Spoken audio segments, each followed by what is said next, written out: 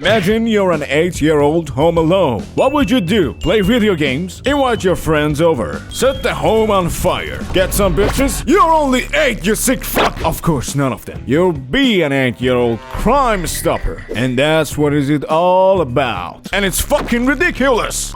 The movie literally starts with hate towards Kevin, like his uncle doesn't let him watch TV. I don't know why, like my first time watching this when I was a kid, I thought he has to be adopted or something. Otherwise, this amount of hate doesn't make any sense. My man got haters after living less than a decade. That's what I call a chat.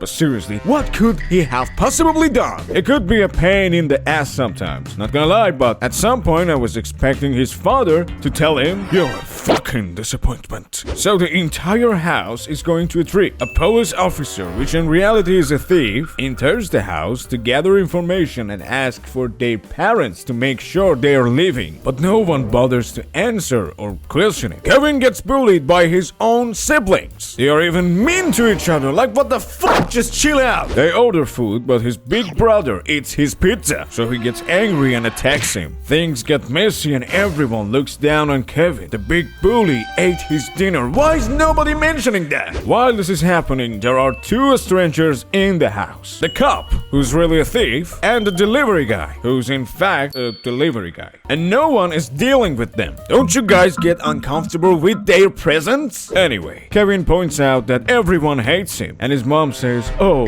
go pray for another family." Doesn't even deny the fact that they hate him. Give him some heartwarming speech at least. That's not how you parent your kid. I'm talking like I have 7 children, I know. But I feel sorry for him. So he gets punished and he sleeps in attic. Wishes that his family would disappear. Can't even blame the poor guy. Which they do in the next morning. Cause they accidentally leave Kevin behind and go to Paris. Well done, Kevin. Kevin wakes up, wonders why he's alone, and realizes he's probably got what he wished for. So he gets happy and enjoys himself at home. I swear, his aim is better than my friends in Call of Duty. Then his mom suddenly realizes, "Oh hey, we also had a little piece of shit named Kevin. Where is him?" "Oh, we left him at home." I'm surprised they even bothered to realize that. And I also don't know how exactly she figures it out. Like she didn't check her children's seats or anything, and none of the siblings notice his absence either. Then she says,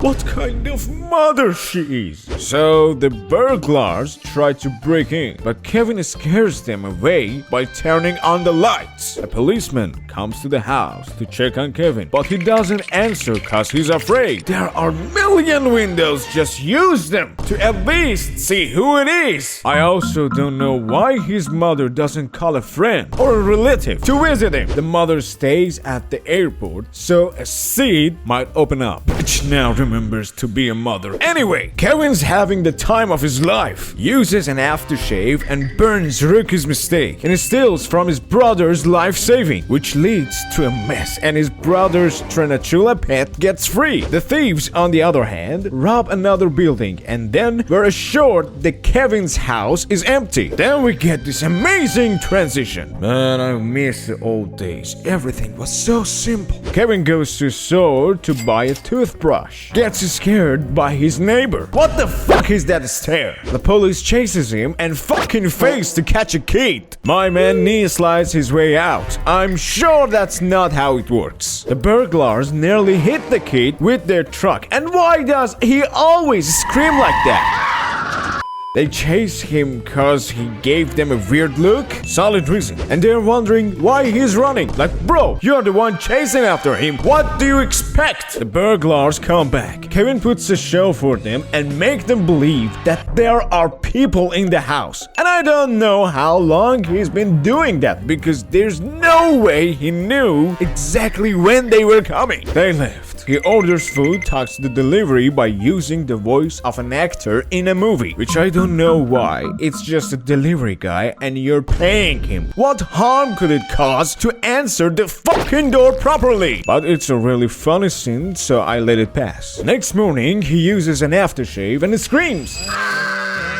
That sounded familiar, right? Don't you learn from your lessons, kid? The mother exchanges jewelry with a ticket to Wisconsin and tries to buy another from Wisconsin to Chicago, but there are none, so some random dude offers him a ride, which is totally unsafe. You shouldn't trust anyone, but she accepts it anyway because she's desperate. The burglars realize that they were just being played and Kevin is home alone, so they say out loud that they'll come back at 9 o'clock. Kevin, despite knowing that he'll be attacked at that time, just wanders off the street and goes to church, talks to his scary neighbor, realizes that he's not scary, and fucking gave him life advice for his family issues. And by the way, he asked for no help and doesn't share the fact his house will be going under attack by 2 burglars with anyone. Like, couldn't you inform the police about it or ask the nice neighbor to do so? Anyway, he goes home, gets ready for them, and sets up his traps.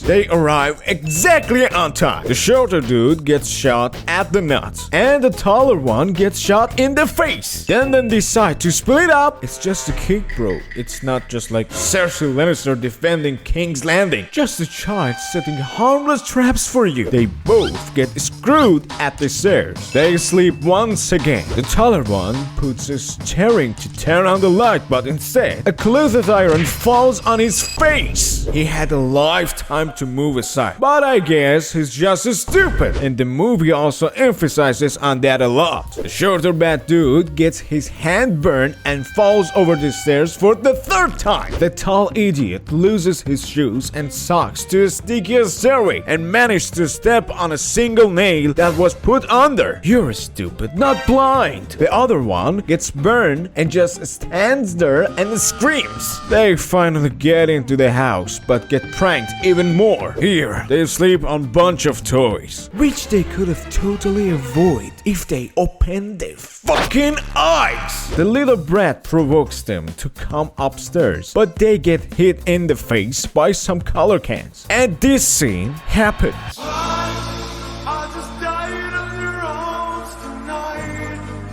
Then he finally decides to honor the cops and give them a call to inform about the burglars. They try to catch him, but he puts a Trinitula on one of them and run away. And he throws it on his friend and beats the shit out of him to kill the thing. The boy escapes his way out to a house tree and threatens them if they don't come after him. He will call the police, but they say, hey, we mustn't do what he wishes. It's a trap. So let's fucking make our way to him by hanging to a fucking rope that can easily be cut. Which that's exactly what happens, and they fall. He provokes them again to follow him to the house, but they don't trick this time. So they outmaneuver and catch him. But the scary neighbor, which he talked to in the church, comes to the rescue and beats the shit out of them. By the way, all of this could have been avoided if they didn't split up. The police arrives and arrests them. They basically lost to an 8-year-old kid. That shit is even more embarrassing than the Voldemort failing to overcome the high school. Next morning, his mother arrives. They hug each other. His family also arrives, so the mother went through all that shit for basically nothing, because she could have been waited with others to come with the flight. But now they are all here. Everything is fine. Also, the neighbor listens to Kevin and resolves his family issues. It's a Christmas miracle!